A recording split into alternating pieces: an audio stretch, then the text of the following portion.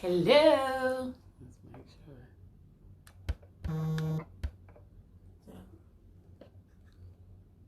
Yeah.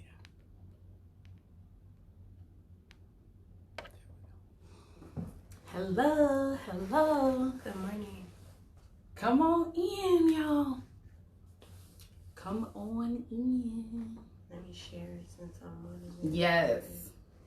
Share it. Hello. Are y'all ready? Yeah, they were. I'm trying to see who coming in. Why your names ain't popping up so I can shout you out. Good morning. Yeah. Okay, so you got some people. I see. Can you see their name? You know, not yet, but you got 7 so far. Hello. Hey, Darius. Oh, you can see. I can see that face. We're going to give it just a couple more minutes. Not even that long. And let people come right on in. And then we are going to get started. Y'all know what today is. It is Wealth Building Wednesday. Good morning. Good morning. Let's see how many more. Come on in. Okay, they're coming. Come on in. Come on in. Okay. So we will go ahead and jump right into this. You know what today is. It is Wealth Building Wednesday. For those of you that don't know, my name is Whitney Hampton with LKM Enterprises. We specialize in helping millennials create legacies of wealth by making home ownership a reality in 90 days or less. We seek to educate and to inspire. So every week I do this podcast. I bring on, good morning, Crystal. I bring on a business owner that can assist us not only as entrepreneurs, but assist us in every area of our lives. So I've had Sarah Brown from Brown & Associates talk to us about our taxes. I've had Noelle on talking to us about finances. We had Kelvin and Danita on from the renovation room talking about the importance of bringing community together. So every month I've got a special theme. This month, for those of you that don't know, it's Women's Month. It's International Women's Month. So every guest this month will be a woman in business. And to kick off this month, I brought none other than Bianca Robinson. Woo! For those of you that don't know, good morning, love. For those of you that don't know, Bianca is the owner of K Consulting, and many of us have used her services. So it is only right that I bring the one and only Bianca. Tell them about yourself, Bianca. What do you do? Well, thanks for having me, even though I sound like my name is Billy. I'm getting over. No judgment. I'm no getting judgment. over cold, so I appreciate that. But at K Consulting, we are a full-fledged operational management firm that focuses on business growth by focusing on their business infrastructure. We believe that if you have the right processes in your business, your productivity will increase. Come on. And when processes and productivity meet, profit increases as well. And so we don't want you to work hard. We want you to work smart. But the only way we can do that is by focusing on money-generating activities, making sure our business is set up for profit, and creating systems that works when we're not available to work it. I love that. So one thing that I love that she said, not working harder, but working smarter. So today, that is totally what this episode is going to be about. Many of you are entrepreneurs. So we are going to talk about what it means to scale our businesses. We're entrepreneurs, we're making some money, but we know that we could be making a whole lot more. So we're going to talk to Bianca about how we can do that. So before we jump into that, Bianca, tell us your story. How did K Consulting come about? So I've been in business full-time for 8 years. I quit my job October 19th, 2012. And I started K Financials, which was a bookkeeping firm. Okay. The business that you start does not have to be the business that you keep. We start businesses for financial freedom, for flexibility, and just to have something of our own. Yeah. And so I believe in starting a business based on your skill set first. And bookkeeping was a skill set of mine. but I hate it, but I was really good at it. But I hate bookkeeping with a passion. Okay. I was a business and project manager of an engineer firm before I started my business. Okay. And so I was like 23, 24 when I quit. So to go into these businesses and tell them about their profit margins, drawdown, business acquisitions, development plan, they was looking at me like, girl, you still wet. How are you too young to be knowing all of this. Yeah. And so I realized that 9 out of 10 businesses that you walk into, their back of house is not in order. And so I figured if I could look at your money, then I could upsell you on consulting services. And so I started doing bookkeeping. I did that for like 18 months, phased out of that. And then I started to do career development. I became like the 6-figure job lady. Okay. But then I got tired of trying to make $8 fry cooks look like $40 sous chefs. Like it was a lot. And even though I can do it, it's really hard to charge a person $1,000 for a resume when you know they're not making any money. So I was really, in essence, working real hard and wasn't making a lot of money. Yeah. Before you continue, one thing I like that you just said, your passion. When you first start out, it doesn't have to be what you're passionate about. No. It's what you're good at. Right. Because a lot of us have skill sets that, okay, this don't make me excited, but I'm good at it and people are willing to pay for it. Yeah, I don't believe in starting passion-based businesses at first because the passion is what you ultimately really want to do. Okay. So I believe that you shouldn't practice on that business because that's ultimately what you want to do and what you see yourself in. But if you start with that, the money is not going to come, the clients is not going to come, and so therefore you're going to get discouraged. So I believe in starting skill set businesses first because they're easier to start. You already have the resources. You're already known for doing it already. So it's an easier transition to do. I feel passion businesses, I have to be passionate about it too. So it's not necessarily a need sometimes. It's a want. And we have to start businesses based on what people need. Yeah, not based instead on of the things that we love. And don't pay us. Come on. So I think that we come to realize that I've never paid my own bills. You know, somebody has given me the money to be able to do it, and so we don't pay us. And so I think that we are very sensitive to when we start these passion businesses and no one can tell us about it. And it's our baby, and I don't do business that way. I believe in starting based on your skill set. So if you are a lawyer and you've been doing it in corporate America, it's easy for you to start your own practice. If you are an electrician in corporate, it's easy because we know that already. Yep. And people already, like you said, people already know us for that. Yeah. So it's easy to transition them into clients because they already see us as experts in that field. But you got to understand the phasing in and phasing out process. And so a lot of us don't.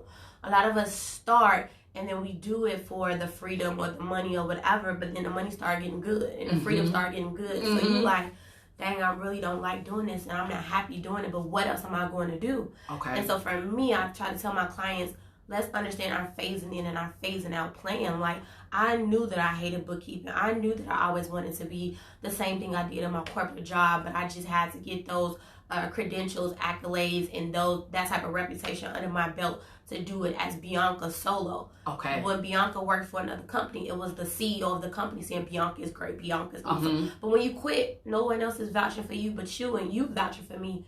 You vouching for you does nothing for my debit card. Like, you're not going to say I'm the worst business coach in the whole world and I'm just trying this on you. You're not going to say that, so you're not going to speak bad of you. So I believe in, working your business to get those endorsements and not those referrals. And that's usually based on your skill set that you have. Now, you just said something else. Working your business to get endorsements and not referrals. What's the difference? Because most of us as entrepreneurs, we tell people, can you send me a referral? No. Can you write me a review? No. Like, what's the difference between an endorsement and a referral? Because endorsement, I'm thinking Nike, LeBron. Right. What? And we're going to buy those Nikes that LeBron have on, right? Because we believe it. He's wearing them. He's lived it. He's going to talk about it. He's going to give you how he feels about it. That's an endorsement. So a referral is, hey, Bianca, it's a new flower shop by my house.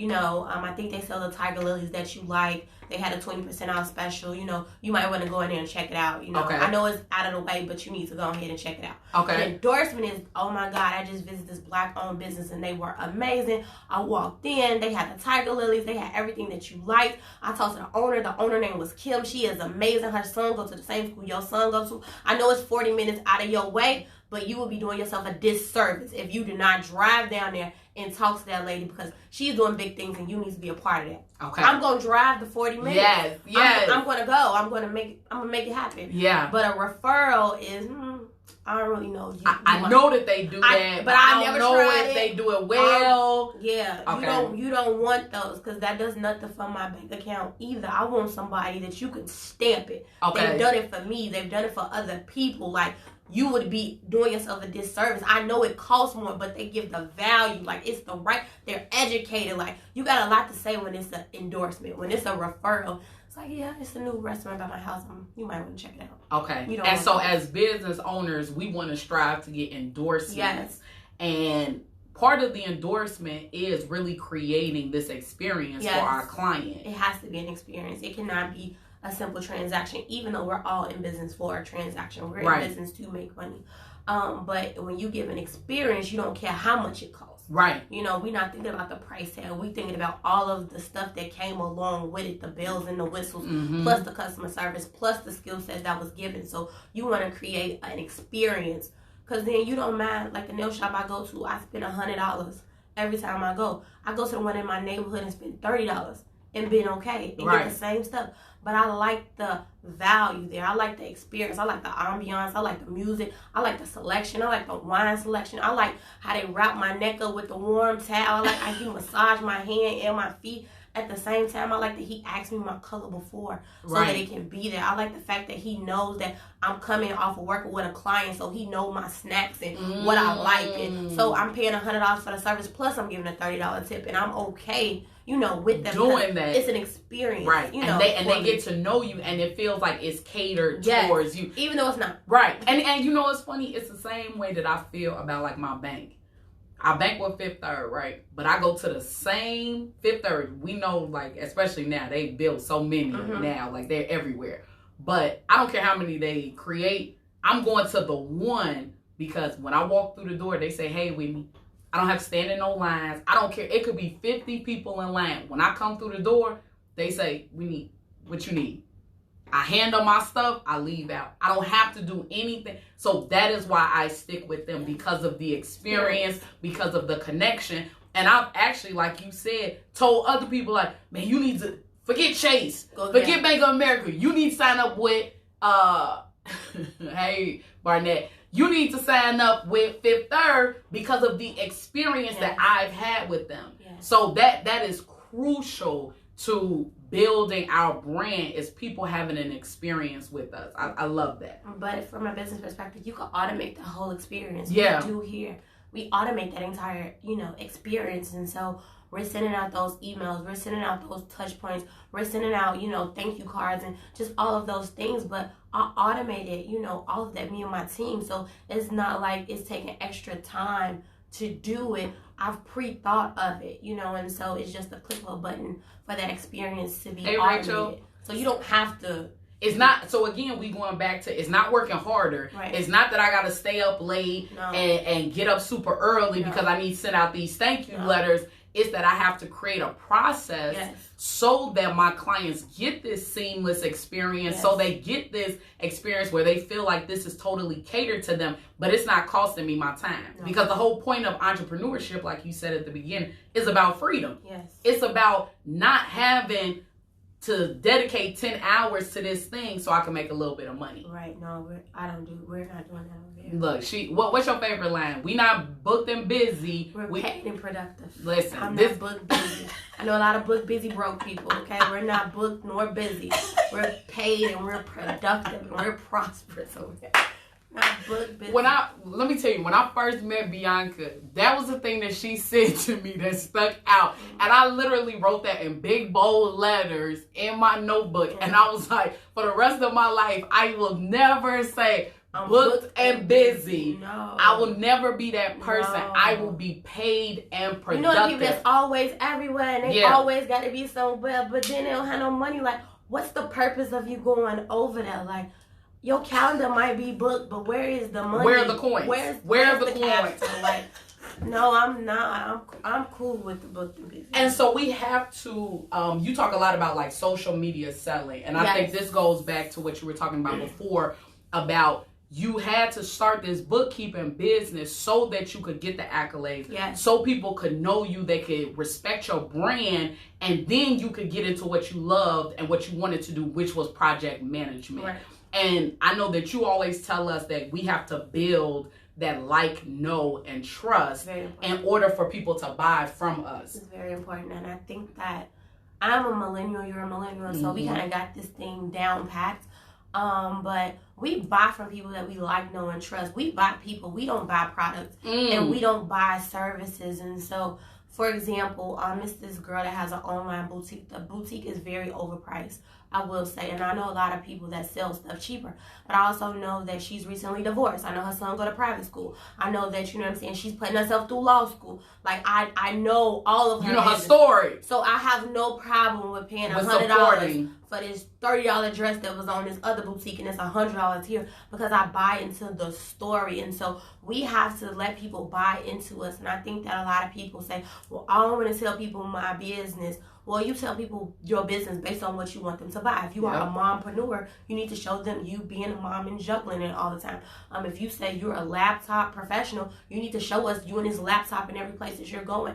I believe in building social selling. So I believe in using my social life in order to bring a person in. People believe that I am their whole friend in their head. Like, I am, and their it's friend. true. We cool, like, because I know her. I know what she ate this morning. Yes. I know where she gonna go. I know about them babies. I know Kaden and Cam. Is your son sick? Are they feeling okay? Yeah. Like, you didn't go live today. Like, you know, are you okay? Like, what's wrong? Like, what can I do to help you? Like, people are checking for you if you show up. But I'm not checking for you if you don't show up. Like, I'm not. And so I think that we think that people check for us because we have a website and we have social media, that people are just searching for us. They're not. And so we have to have a social presence to show these people, like, hey, I am here. I am ready to serve. I'm working my business and I can ask you some questions. Like, hey, I'm eating lunch. Like, I can help you too. And so we buy into people. And so you have to create that experience for a person where they're not just buying my services. It's a brand. And so I've built a brand. And so I tell people all the time, build the brand and then build the business. The brand is people buying into you. If you dress cute, we buying into she always fly. Yeah. If you got cute shoes, she always got cute shoes. Yeah. It's your hair, like, dang, like, I love her locks. Like, whatever it is, we bought into you. So the fact that you make a candle line and they $10, you got a whole group of people now that's going to buy those candles. The fact that you just open up a restaurant, we're going to go to the restaurant. And so you have to build the brand first. That's why the Kardashians is $1 billion brand, and they wasn't even selling anything at first. We were just buying into them, and so then they got because it was like their lifestyle that we was buying into. We wanted to know all of that. Yeah, they didn't sell anything. Right, it was just us. They just showed themselves. Chris that was like, it. We need to sell some We need stuff. to capitalize on We have this. these people buying into us.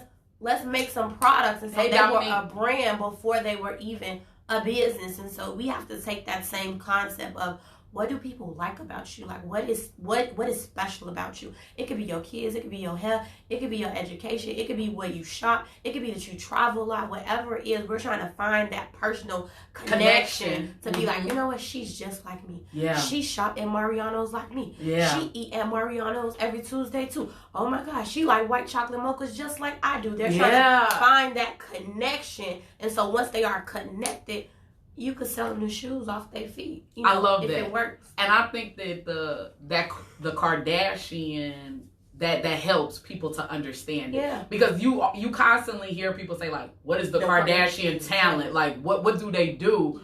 Well, they're a marketing firm, really. They're PR, because they allowed us into their lives. We bought into that. And now anything that they sell sells out within an hour. Doesn't matter because if it's a shoestring. We gonna bad and it's gonna go off the shelf because we like them. Yeah. We have a similar connect. We found some way to tie ourselves to something that they have.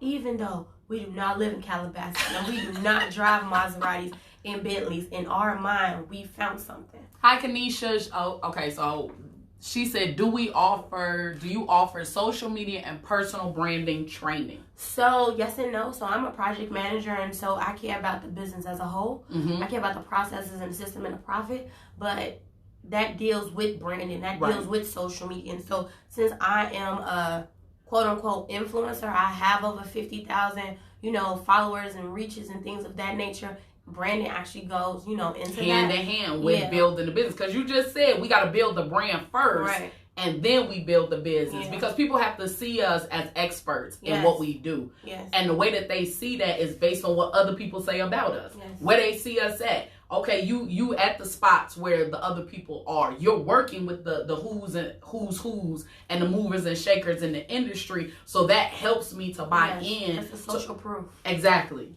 So I think, so I'm a project manager. So I do 50% of our revenue comes from government procurement. And so I write and bid on government contracts. I started that in my corporate job.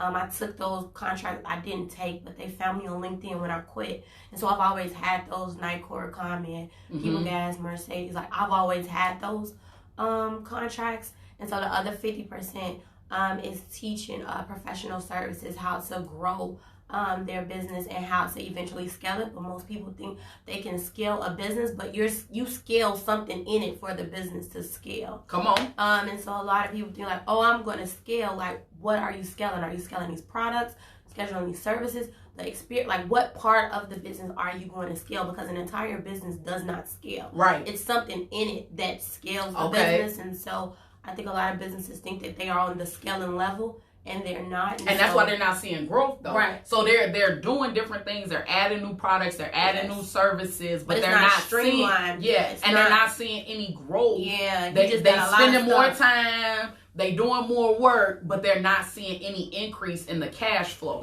So this is what you do specifically is help businesses to actually scale and grow. Yes. So one thing you just said was, okay, one, you don't scale a whole business. Right. You take something within the business and you scale that. Yes. You cause that to grow. Yes. So what are some things that a business can do or should pay attention to in order to see it grow? So for us, we are a service-based business. In essence, we trade time for money. But I scaled my business last year, 2 years ago, by having digital products. And so me creating that wing of digital products in my business scaled us. And so I made 6 figures last year just off of digital products. Okay. Not including my services that I physically and my team physically had to do on our own. So the money is in training other people to do what you do. And so you can put that in a course form, in a webinar form, in an ebook form, like whatever the form works best for you. But for your clientele. Yes.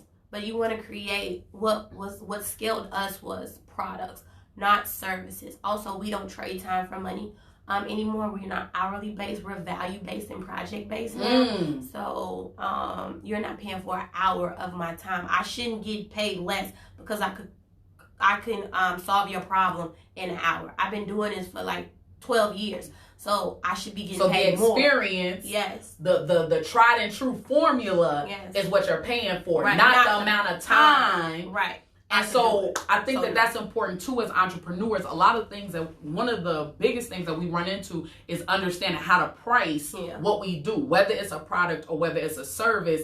Knowing like, okay, my time is worth $600, and how do I convince people that it's worth $600? First of all, you have to be able to create value, and that it goes back to the experience that we're talking about. Is that people see and know, okay, this is what I'm getting from it. This is tried and true. She has endorsements from people that can say like, I went through this. I worked with Bianca one-on-one, and this is where my business was, and this is where it is now. So one thing I know that you do to help people see where they can scale their business is through a business analysis. Right. We do a lot of business analysis and strategic plans. Every business should have a strategic plan. That is where you're trying to go. A lot of us, we don't do 1-year plan, 5-year plans, 10-year plans. We're kind of just skating through because we can't see past where we are now. But in my mind, you have to see it to get there. And I believe that, it's all about the mindset and what you think. And so I think it to be true. So it is going to be true. Come on. Let me act according as if it is Come on. So I'm really you Bible readers, speak those things that are not as though they were. Come on. I'm really big on just the mindset and knowing that, I am this person. I am this type of earner. I am going to get this. And so I speak it, and then I write the plan. And so I have my actual goals. All businesses have projected goals, actual goals, and stretch goals. So those projected goals is clearly logic, what you can see on pen and paper. Right. This should equal this. But that stretch goal is just, God, do your thing. Right. Make it happen. I want to have $100,000 a month. Like, I don't know how it's going to come on, but what's the vessel? And so a lot of us don't have a vessel. Like, what's the, you can't make $1 million at your job. Like, you can't make $1 million working for somebody else because they've capped your income. Right. I believe that full-time entrepreneurship isn't for everybody, but part-time is. And so I believe that you should have a side hustle or a side business or whatever.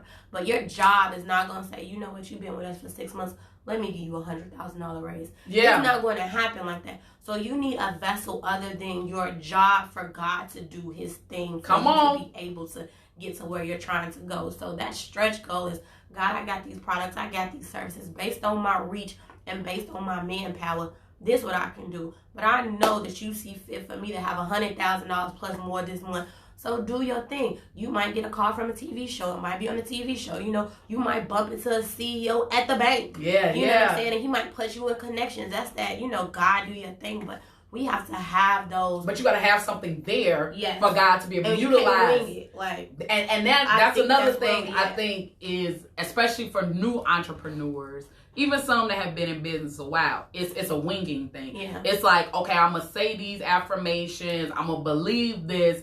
And then poof, it's gonna happen. No. But it doesn't work like that. You have to have put in the work. Yeah. The work being doing a business analysis, having a strategic plan, creating the products, having the pitch, being ready, staying ready. Yes. So when the opportunity presents itself, you don't have to get ready, and you can actually capitalize on the opportunities. One time I saw you post where you said, you know, if a company came to you and said, I want to invest $100,000 into your business, what would you do with it? Most people couldn't answer that question. No. So here's the thing. You're saying that you want to grow your business, you want to scale it, but even if you had it, you don't even know what to do with it or where to put it. They'll figure it out. And a lot of us don't need $100,000. You might need $10,548.42. Like, what is that number? If I came up to you right now and I said, I got $3,048.22 to invest in your business, what can you do? I need a printer. The printer is $1,000. I need 2 TVs for my office. I need a new truck. That's $2,100.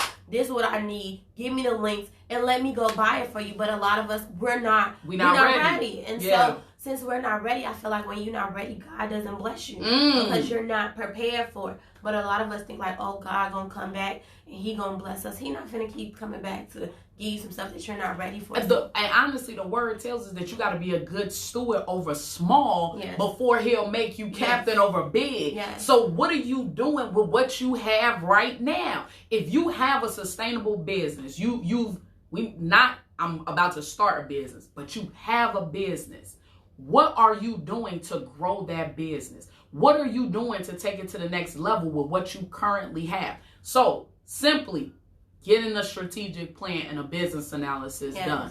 Simply saying, okay, this is what I'm going to work towards. This is my goal. These are my plans. Creating these products, investing in your brand. Because I think a lot of us, you know, we start something and then you come across a Bianca and it's like, okay, Bianca, I need your services. I need your help. I see what you're doing. I see what you've done for others.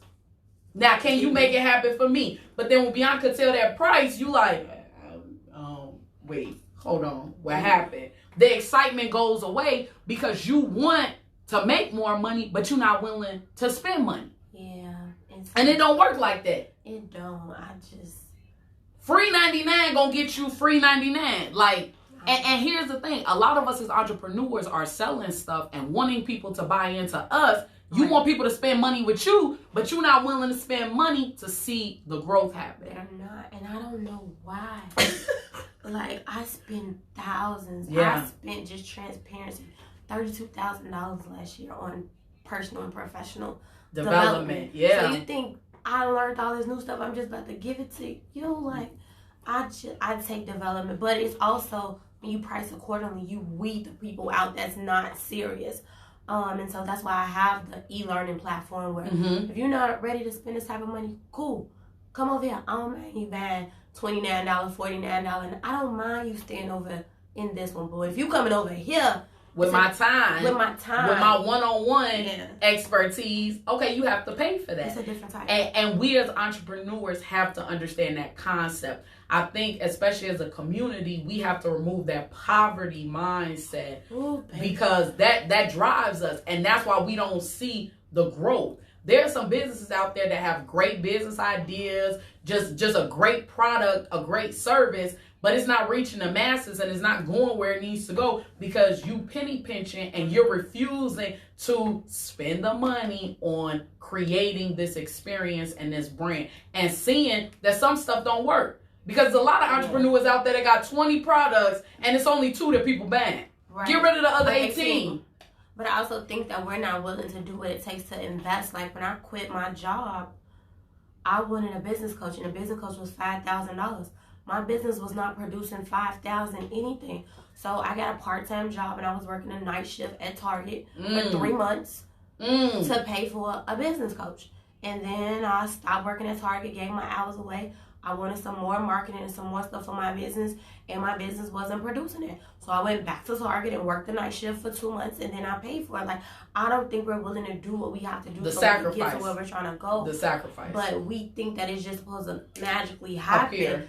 I don't care if you got to do Uber Eats, Uber Drive, whatever it takes, Post, whatever it takes. I think our pride gets us in the way of where we're trying to go because we've told these people we're entrepreneurs. Right. But you a broke one. And I don't, broke is a disease and I don't need none of that. And you say you don't want no parts of that disease. But broke can be fixed. But I think we have poor mindsets, and poor is a permanent state. I believe because it's a mindset and it's hard to shift. But, I've been broke. I've never been poor, but I've been broke. I want to know what wealthy feel like. So I'm willing to But I like that. Hold on. I want y'all to catch that. She said she's been broke. I've been broke. But she never been poor. I've never been poor. Is a mindset. I've never been and poor. It sticks with you and keeps you from growing. You can't see wealth. You can't see riches if your mind is poor. Yeah, it's poor. Broke is, I'm in between blessings. I'm check to check, but I'm still working. I'm trying. Yeah. That's broke. Broke can be fixed. Come on. But poor is that, why not me? Like, it's always happening for them. It's the victim mentality. It's the glass is always half empty. Yeah. It never will be me. It's always happening for them. I'm coming from lack. Like, I don't speak those things. Even when I was broke, I was wealthy. Even when I didn't have it, I just felt like, even when I was in my studio apartment, felt like I should be in a 5,000 square foot home. Yeah. Even when I was riding in my little Nissan, I felt like I should have been in a Maybach. God, it's coming, Even when I was in my small little office, and now I have an 800 square foot office. But when I was in my 200 square foot office, I felt like, I was just downtown on the 31st floor. Like, but I love that because part of that mindset pushes you. Yes. That's what propels you to the next level because you're saying, like, this is not where I'm supposed to be. Right. I'm just here right now. I'm passing through. But this is not my final destination. And let me do the work to get to my final destination. But if you don't know what that is, and most entrepreneurs don't, like you said before, we floating. So if you don't know what the final destination is, you can't get there. And I believe that we have to, I tell people all the time to spend money with the person that is where you want to be. My business coach, when I paid that $5,000, was where I wanted to be. Like, it took you 2 years to get there. Like, put me in the game, coach. How much it cost? Yeah. I didn't have $5,000 of nothing. But that wasn't my excuse. Let me figure it out. Let me work this part-time job, even though my baby was 3 months old. You know what I'm saying? I was still running my business the day-to-day. Like, I worked nights for 3 months. Paid them in full. Like, there go your $5K. Yeah, now put me in the game, It wasn't coach. Like, I ain't got it. You got a discount. He not going to discount his services. Right. He not going to give me half-ass work. So why should I give him half-ass payments? Like, gave him this whole $5. And so I believe that we should ask questions, even though we're at a point where we don't think we can afford it. Like, Ask the question. You might say, hey, it's 5,000. I don't have it, but God, give me the tools and the vessel so I can be able to do it, so it can propel me to the next level. I think we keep ourselves ignorant out of fear. You know, like, I don't want to go over there. Like, yeah. And I think not only fear, but fear of people realizing that we don't know. Yeah, we don't know. Just being transparent and being able to say, listen, I know I got a good idea over here. Yeah. I know I got a good business over here, but I don't know what I need to do to get it to the next level. And being willing to ask and then take the advice. Yes. Because we have people that will come, that will ask, that will pay for the service, and then you tell them what to do, give them the outline, break it down for them, and then they say, no, I think I could do it better. I think I should do it this way. Well, if that was going to work, it would have worked. It might have. You wouldn't have been here. Yeah, but we get those people, you know, and I just really want people to just understand that you are wealthy. You just got to put the work in and get the check. You know what I'm saying? Like, the money is there. The resources is there. You just got to show up. And a lot of times you got to go to where they are. They're not coming to you. And so I had to learn that too. Like, if I'm trying to grow this, why is somebody that can help me coming over here when they over there? Right. Maybe I should do what I got to do to go over there. Right. Because they already got it. So they ain't coming looking for me. And they not checking for me. Right. But I'm checking for them. So what do I have to do to kind of get over there? But I think that we have these small businesses, but we want to keep it small. For me, you know, I don't want to do enough just to get by. I want over there and over there and over there too. And we want overflow. Yeah. We want abundance. We want more than enough. God told me I can have everything I think I want. Come on. I be having real outlandish plans like, oh, I want a whole jet. I want a jet and a yacht. And I want my own island too. Look. Why can't I? But the good thing about it is, you put the work and the plan together to see that come to fruition. You need a vessel. To see that come to fruition. Yes. So I think that what's important and what I really wanted you guys to take away from today is understanding the importance of knowing your business. So what does that mean? Understanding what are you doing in your business. So that's the purpose of the business analysis. That's the purpose of the strategic planning. Just like personally in our lives, we write and set goals in January and say, this is what we want to accomplish. This is where we want to go. As business owners, we have to do the same thing. A lot of times we can't do that ourselves, especially if we're in a passion-driven business, because we can't see what's not working. And will nobody tell us about all the business? Because everything in our mind works. Y'all should love this because I love it. Right. But like you told us earlier, we not shopping with us. We have to provide value to our clients. So if your clients is not purchasing something, that should let you know, okay, they don't see value in that. Right. So we have to shift our perspective. And I think one of the best ways to do that is to hire someone like you, because you can see what I can't see. And I've been there, you know. Yeah. I work with, you know, $1 million, $1 billion companies, you know what I'm saying? So your little business is not a problem. You know, I could do this. Yeah. Know? But I was reading a book and he was saying how what changed him, and I'll leave you with this. What he said, what changed him was he was listening to himself, telling himself how to do it, and himself was broke. And so he stopped listening to himself because himself was broke. So how him broke self gonna help him get to where he's trying to go? And a lot of us, we listen to our own information, even if it was passed down from generation to generation of what you can't do or why you can't accomplish it. You listen to other broke people tell you how to grow, but they're not there.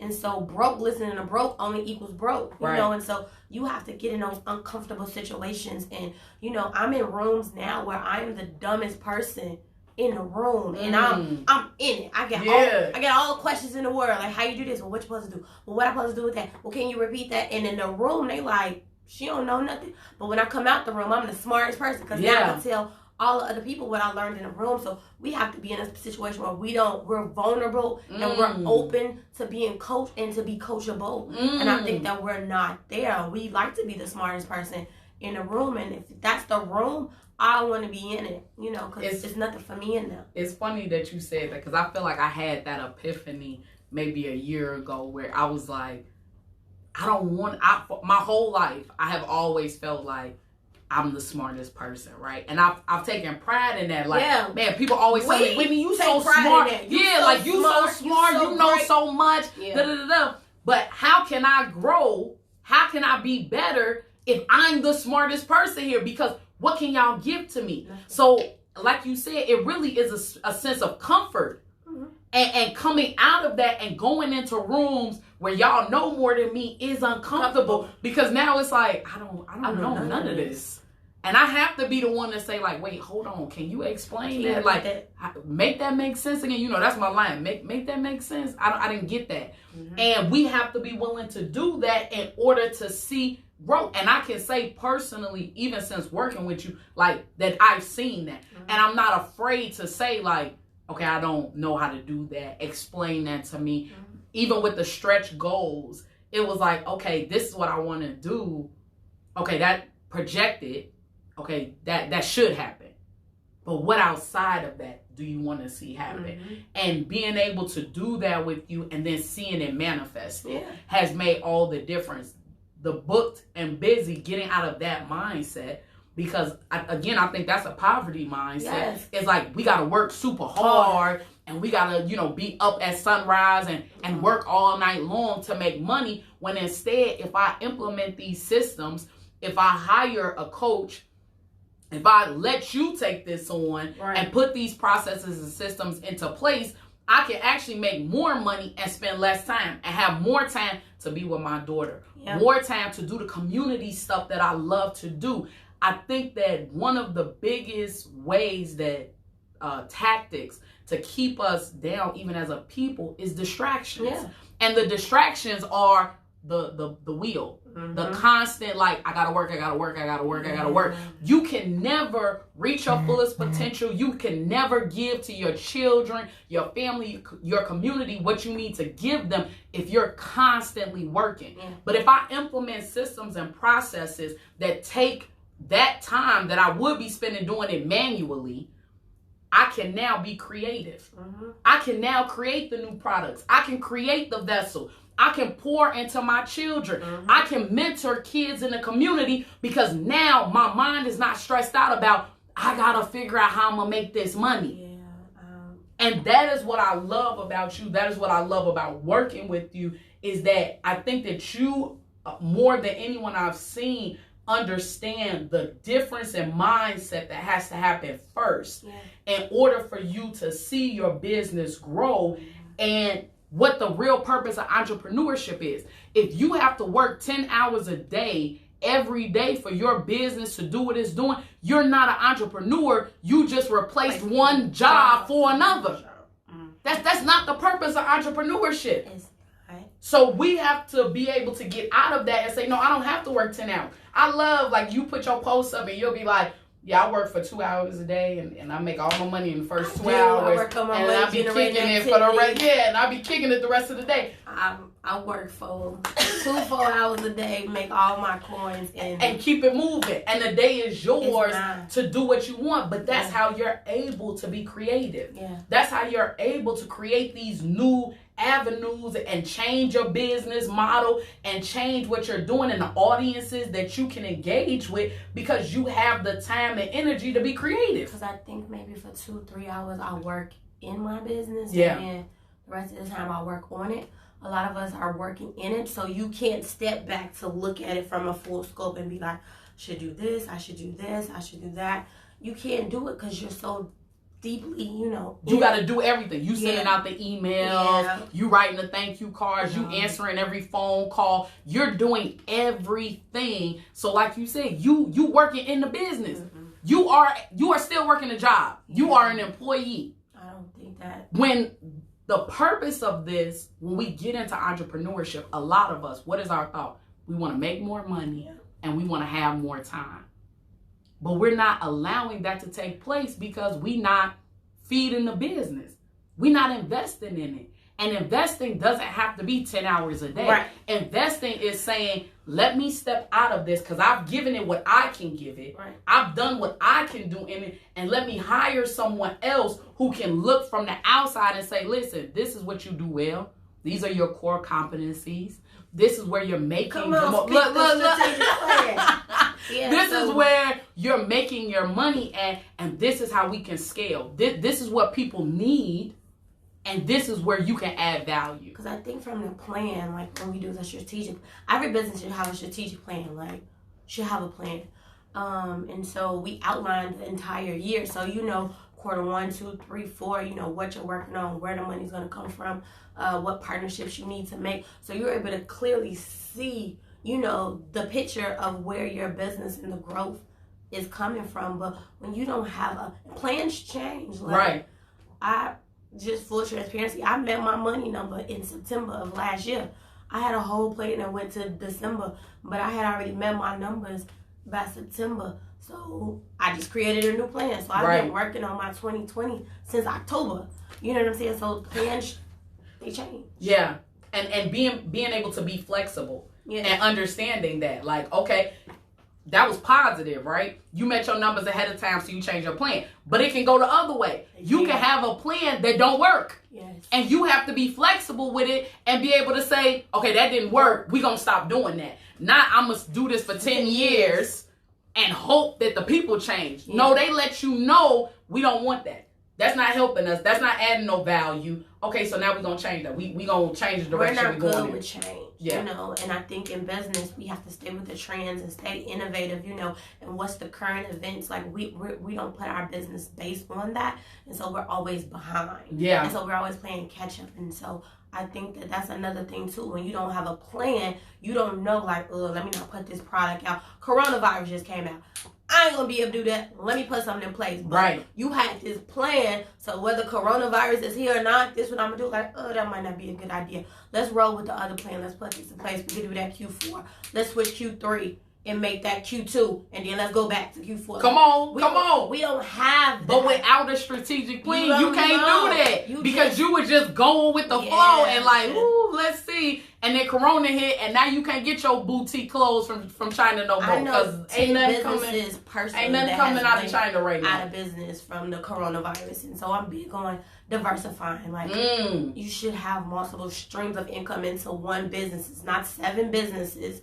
A stream within this actual business. Hold on. Now, we're going to get off of here because I'm not going to let her give it all to you. But I do think that that's important, right? Because we hear 7 streams all the time. And so everybody's out here like, what 7 businesses can I create to see this money come in? And no, that's not, again, that ain't it. It's 7 streams from the core business. Yeah. So just like you said, you went from just being service-based to you have digital products. Right. You have consulting. We do speaking. We do trainings.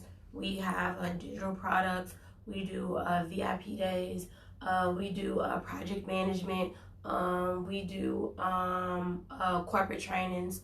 We do product implementation. So all of these different streams, all still coming from K Consulting, but meeting the needs of different clients. So we got corporate, we got social media, we got entrepreneurs, we have small businesses, we have medium-sized businesses. All of these different clients are still all getting their needs met by one business. One business, yeah. It's just what you can afford. Okay, you different tiers. You could get a product. You can get digital products. That's $700. You could get a strategic plan. You want me to do it for you? Okay, I can come fly out there and do it for you. So it's depending on where they budget. All you have to do is provide the product or service. Yeah. It's up to the client to figure out determine which one works for them like, based on their price point. Yeah, like I solve a problem. Just like if you went to McDonald's, the problem is you hungry.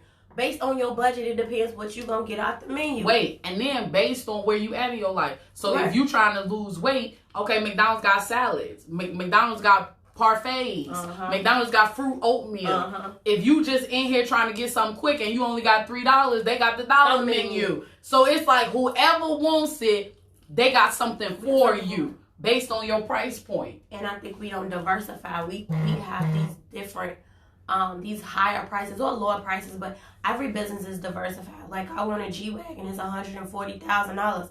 well, I don't have $140,000 for a G-Wagon, but I could get a baby Benz for $30,000. You know, I could get a GLC 300 for $56,000. You know, every business has tiers. If you go to a restaurant, a 5-star restaurant, and all you have is $20, you could get a salad. Yeah. You know, so each business has these diversified streams and a diversified business model. We're the only ones that's like, all I got is something for $1,000. Right. You gonna take it? You gonna take? Yeah. I'm gonna leave it. But if you said, hey, I could consult you on how to do it, and it's $300, here you go. Or you know what? I could walk you through it step by step virtually for $500. Okay, if you want me to come do it, it's $1,000. But you could have made money all different ways. All the way. But we don't diversify what we have. But I think that's just because we're just not taught. Right. And that's what it boils down to, is that we are operating from we got that shortcoming because we don't have the information. But when the information is given and it costs, then sometimes we back away from it. Oh yeah, we're not paying for that. So we have to be willing to be coachable. We have to understand the importance of investing in our brand and our business. And that involves investing in a strategic plan. That involves investing in a business analysis. That involves understanding where your money comes from. Yeah. It involves diversification. Come on and speak to business model. Make it make sense. Come on, man. Making sure that we're providing value. And when we provide that value, when people like us, when they know us, when they trust us, they will buy from us. So if you need a plan, you can buy from Whitney because she's in charge of that department. So you can reach out to Whitney to book your strategic plan because she handles the operations. Yeah, get it together. Get right. 2020 vision. We seeing the vision, we writing the vision, we working the vision. And I don't know like anything else that incorporates all three of those other than a strategic plan and a business analysis. You got to start there because you have to be able to see it. You have to see what you're looking for. You got to write the plan to make it happen, and then you got to get out there and work it. So, do we have questions? I don't think we did. I think some of the questions that we had, we answered. We can take one question, I guess. Does anybody? Okay. We got a meeting in 8 minutes, so we could. Are there any questions? Maybe not.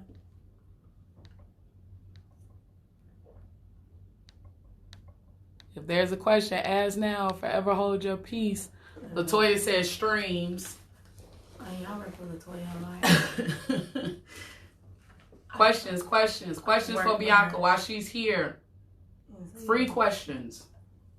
They might not have no questions, you know.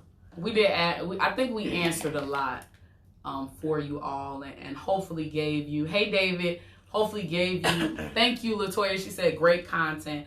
Hopefully we put a lot on your mind. We are entering the end of first quarter. So if you do not have a strategic plan, if you do not have a business analysis in place, if you have not conducted that, now is a great time to do it. Now is a great time to figure out how am I going to meet my quota, my goals for 2020. A lot of us started out this year on fire, ready to go. We done wrote down we want to make 6 figures. We done wrote down we want to travel. We want to do this. We want to do that. How are you going to see that come to pass?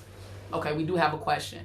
How do you know which business to start, your non-for-profit or your business that will make money immediately? So basically, which one should you start first? Non-for-profit or the profit business? I'm going to say start the one that's going to make you some money. Non-for-profits cost money to start up. And you should run your non-profit like a for-profit business. Mm-hmm. And so non-profits are usually passion businesses, and I have to be passionate about that to donate it. So I have a for-profit business, which is K&K Consulting, but we have a non-profit within our for-profit. Mm-hmm. So you should start the for-profit first and then the non-profit within it to make them merge together. But, you know, most people, non-profits are like most businesses that women want to start because we want to give and we want to help. Like, you could give and help for a for-profit. For a fee? Yeah, phenomenal fee. And then when you start to make the money that you want, then you can branch out. I believe in giving. For free. Yeah, I believe in giving. I'm all for charitable gifts and donation on my time, though, and what works best for me. So you can start that for-profit. I believe you should start the for-profit and then build a not-for-profit. Do you have a digital class on Canva? Like, to make him? No. Like how to do Canva? No. Is that the question, Latoya? No. But so no. They have them on YouTube. But they do have a lot of free stuff that you can watch on YouTube about how to use Canva. And then I even want to say Canva has like tutorials within the app. Yeah. If you want to learn about that. That's way below our scope. Yeah. But I mean, if you have a question, because I know you're making a flyer for the challenge. So if you have a question, just message me because I know you're making a flyer for the challenge. So I hope that this has been helpful for you guys today, and just knowing and understanding what it takes to see our businesses flourish and see them grow. I am committed to helping, and I love Bianca for so many reasons, but one thing she just said is that she has no problem giving. I can personally attest to that, and her heart and what she wants to do and see happen in our businesses as a business. Oh, thank you, Brittany. She said this has been very helpful. Just personally, what she's done for my business, what she's done for me personally. She's constantly calling and texting me and just being like, so what's your goals? You meeting them? What you need done? What you working on? Like, and just keeping me on task and making sure that, you know, again, I'm staying paid and productive and not just running around like a hamster on a wheel. So I just encourage you guys, it's Women Month. We as women, like she said, I mean, we like to give. We give to our families. We just give in every way. But what are we doing to give to ourselves? And being entrepreneurs, whether you're a man or a woman, being entrepreneurs, it's important that we're seeing the most profit, that we're seeing the most, I just wrote the outline. We're seeing the most for our money and for our time. And like she said before, a lot of times that's hard for us to see and to implement when we're in it because we're working it. So we need somebody from the outside to come in and say, listen, this works, or no, this doesn't work. So I thank you guys for tuning in every week. Oh, thank you, Crystal. Thank you, Darius. Oh, everybody said great content. Whitney has a great speaking voice. Thank you. Yes, she does. Thank you. So do you think I should be on TV for real? Because I'm thinking that might be my new. that might be my new. That might be one of my new goals. But thank you guys so much for tuning in. I am excited to continue this podcast. Please share it as much as you possibly can. And that's it. Thank you for your questions. Thank you for tuning in. I will see you guys again next week. Bye. Bye. Latoya, women sometimes don't put ourselves first. That's true. We never do. I come first. Yeah. Hey. I will see you guys later. Bye.